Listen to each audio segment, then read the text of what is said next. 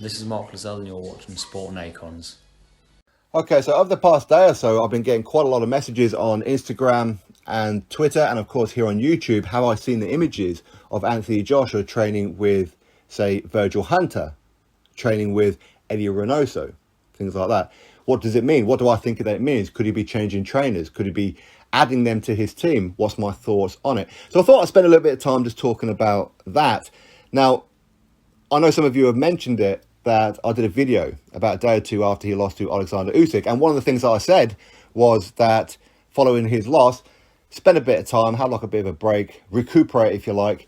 And then before you get into camp, gym hop. Go pick the brains of as many different trainers and coaches as you possibly can. And maybe along the way, maybe you'll find someone and go, you know what, I need you part of my team. Or just some seeds are planted that will stay with you when you continue with your current training team of Rob McCracken and things like that. Now, of course, I never suggested that he should be leaving Rob McCracken. Now, among the names that I said that he should go spend 2 or 3 days with a strategic master in Mark Lozelle. Mark Lozelle is trainer for Georgia O'Connor and Stephen Robinson. And of course, Mark Lozelle was once trained under Freddie Roach at the Wildcats. Of course, he trained alongside the likes of Manny Pacquiao and co. As well. So I spent a couple of days with him. Spent a couple of days with, say, Adam Booth and a Mark Tibbs. Gym hop a little bit. If you're going to go abroad somewhere like America, I mentioned the names of Virgil Hunter and Eddy Reynoso. Of course, I mentioned Eddy Reynoso, and of course I said when Andy Ruiz Jr. is not in camp. Okay, because obviously there's like a little bit of history with them. Maybe there's a conflict of interest. So just spend a couple of days with him. But Andy Ruiz Jr., of course, he's recovering from surgery. So, of course, he won't be in the gym anyway. So that seems to be what it is that he's done. Now, is he doing that because I suggested it? No, of course not. Okay, I'm not that arrogant to think that. No, I think that's something that he would have done anyway. And it's just coincidence that I made that video and those two names popped out of my mouth. That's all it is. It's a purely coincidence. But, of course, if it's not, I think Anthony Joshua should, drop me a message and say, big up, I'm taking up your idea. That'd be nice, wouldn't it? All right, AJ? But either way, him doing that is ideal. I think it's perfect. Now, do I think he's going to have Virgil Hunter in his corner or Eddy Reynoso in his corner? No, but he might. And there's no reason why he shouldn't. Is he going to leave Rob McCracken? I wouldn't have thought so. But if he does, he does. Many fighters leave trainers after a long relationship. It doesn't mean that they can't be friends. It just means that they're making different career choices, different career paths. Maybe something isn't quite working. Maybe their trainer, for example, Rob McCracken, he's very, very involved in the GB setup for the Olympic Games, for the World Championships, the European Championships, all that kind of thing. And of course, coaching and advising within the Team GB down there in Sheffield. So maybe he doesn't have the full commitment that maybe Anthony Joshua wants. Of course, Rob McCracken, he spent the first couple of weeks in Japan with Team GB at the Olympics, while Anthony Joshua was in camp. Now, I'm pretty sure Rob McCracken wasn't just ignoring him that whole time. No, they'd have been FaceTiming, they'd have been talking, he'd have seen some sparring footage and some training footage, and of course he'd be giving out pointers from that perspective.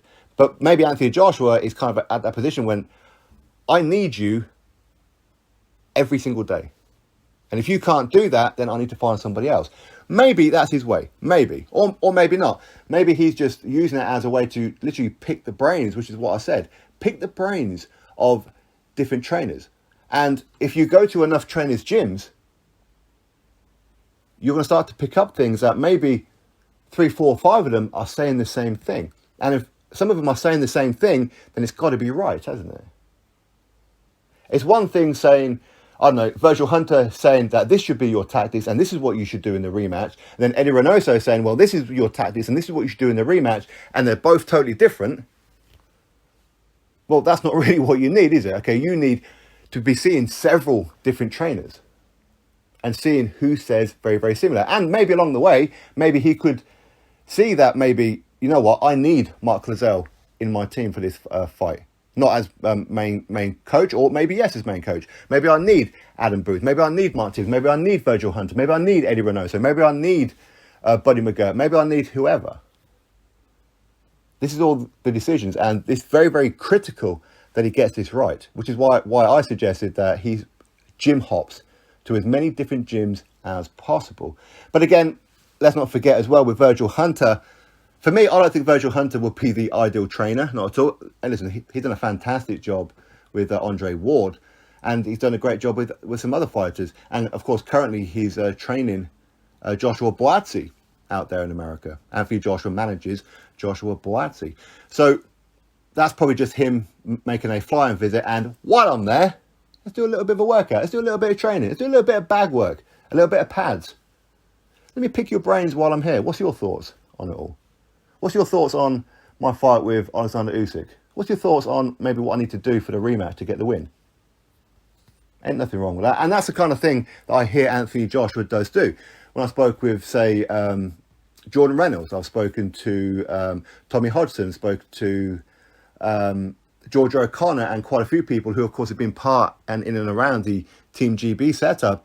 And they all pretty much say the same thing, that with Anthony Joshua, he gives you his time. He will have a conversation with you, and he's very, very interested in your opinion on certain subject matters, on your own career, all those kind of things. And he will give pointers.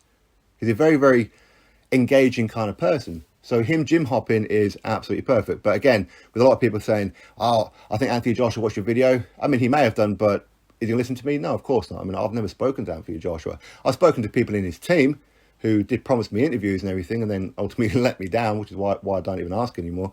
But the point is, that's what he should be doing anyway. So him gym hopping, is there something to read into it? Yeah, probably. He's picking up pointers.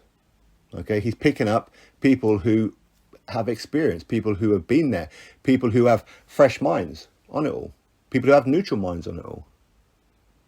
But is he going to replace Rob McCracken? Who knows? Who knows? History will tell us no, but you never know. You never know. Anyway, that's my thoughts. You drop me yours, click thumbs up, and of course subscribe, and I'll catch you on the next video.